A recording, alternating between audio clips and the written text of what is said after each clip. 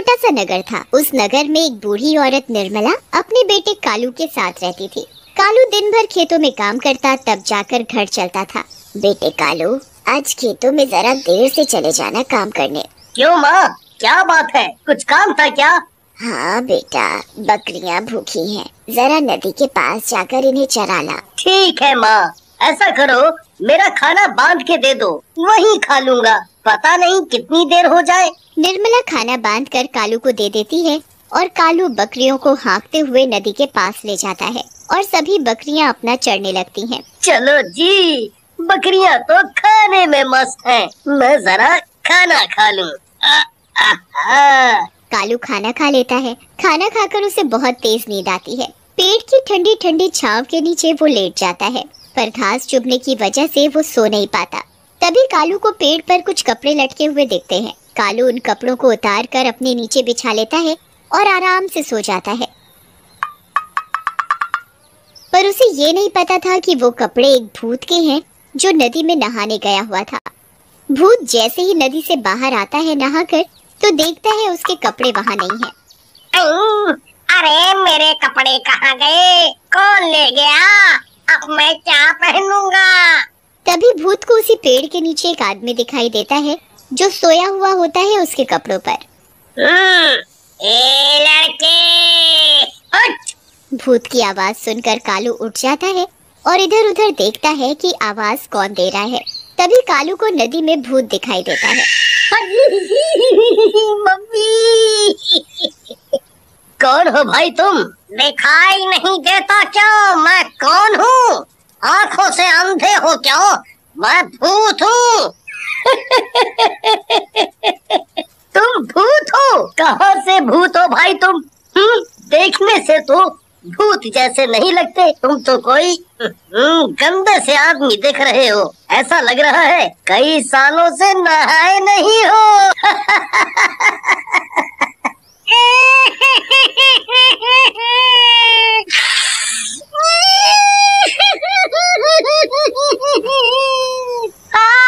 मैं सच में भूत हूँ। अब मैं भूत जैसा नहीं दिखता तो मैं क्या करूँ? अच्छा, मान लिया तुम भूत हो, पर यहाँ आए कैसे? मैं यहाँ नहीं रहता, हम भूतों की भी एक दुनिया है। मैं तो अपने रास्ते से ही उड़कर जा रहा था इस नदी के ऊपर से। नदी दिखी तो सोचा ठंडा ठंडा साफ पानी है, नहा लूं। मैंने अपने कपड़े उतार कर पेड़ पर रख दिए थे और नहाने चला गया था। जिन कपड़ों पर तुम सोए हुए थे वो मेरी लंगोट है। तुम मेरी लंगोट दोगे तो मैं नदी से बाहर निकल पाऊंगा।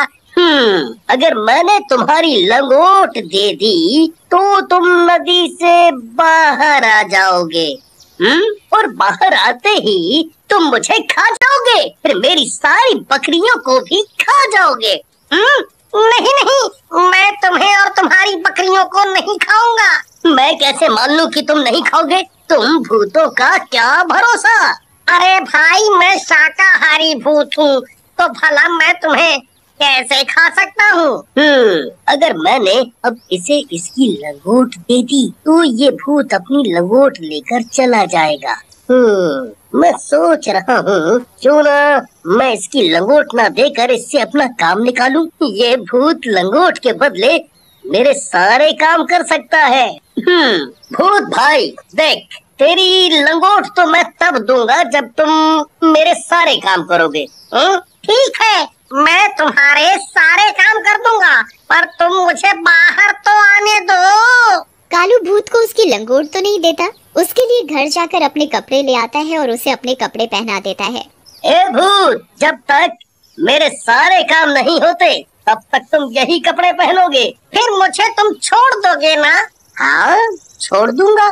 फिर कालू भूत को अपने कपड़े पहनाकर अपने साथ अपने घर ले जाता है। भूत भाग बेटा, ये हमें खा जाएगा। नहीं माँ, डरो मत, ये हमें नहीं खाएगा और ये भूत मेरा दोस्त है। भूत भी कभी किसी का दोस्त होता है क्या? तू पागल तो नहीं हो गया?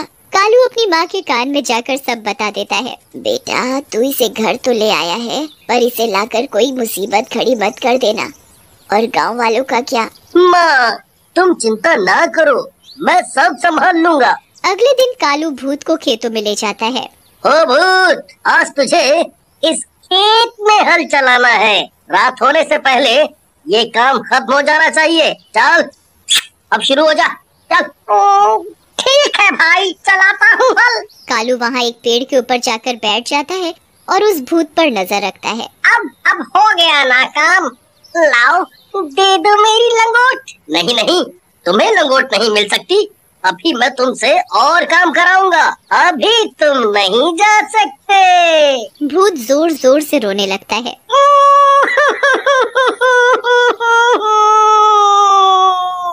भाई मेरी लंगोट दे दो।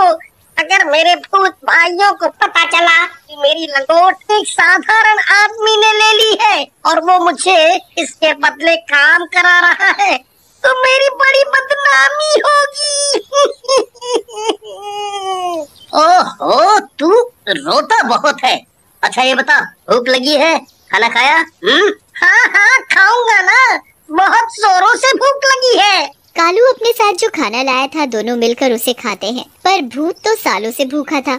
इतने दिनों बाद खाना देखा तो जल्दी जल्दी सारा खाना चट कर गया और कालू भूत का मुंह देखता ही रह गया। खाना खाकर दोनों घर चले जाते हैं।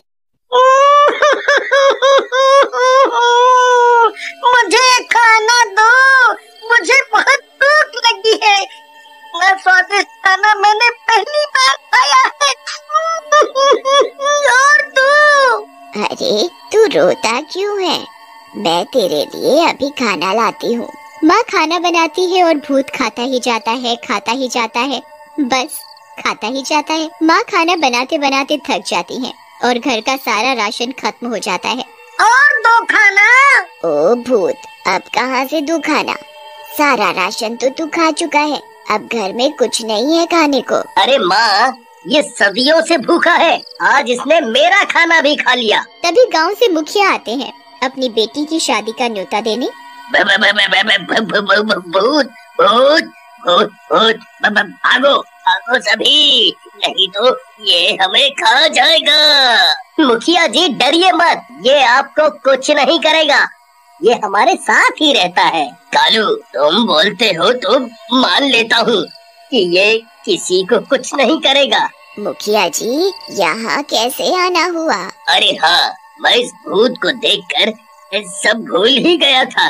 कल मेरी बेटी की शादी है, आपको न्योता देने आया था। फिर मुखिया वहाँ से चला जाता है। अगले दिन गांव में शादी की तैयारी चल रही होती है, तभी वहाँ कालू और भूत पहुँच जाते हैं। भागो भागो, गांव में भूत आया है, ये हमें खा जाएगा भैया। अरे अरे रुको रुको सभी, ये भूत मेरे साथ है, ये किसी को कुछ नहीं कहेगा, किसी को भी नहीं खाएगा, ये शाकाहारी भूत है। सभी गांव वाले हैरानी से देखने लगते हैं। अरे कालू भाई, भूत भी कोई शाकाहारी होता है? मजाक मत करो। मैं कोई मजाक नहीं कर रहा, और ये भूत मेरे घर बहुत दिनों से रह रहा है, इसने हम में से किसी को कुछ भी नहीं किया। भाइयों, मैं किसी को नहीं खाऊंगा, मैं औरों जैसा भूत नहीं हूँ। कालू के पास मेरी लंगोट है, अगर ये मेरी लंगोट दे दे तो मैं अभी यहाँ से चला जाऊंगा। लंगोट वाली बात पर सभी गांव वाले जोर जोर से हंसने लगते हैं। इसका मतलब तू भूत बिना लंगोट के घूम रहा है। फिर सभी हंसने लगते हैं। सभी गांव वाले आपस में बातें करने में मस्त होते हैं और उधर भूत को खाने की खुशबू आ रही होती है। भूत खुशबू तक पहुंच जाता है, देखता है उसके सामने इतना बढ़िया बढ़िया खाना रखा है। वो इधर उधर देखता है कि कोई नहीं देख रहा और वो फटाफट सारा खाना चट कर जाता है।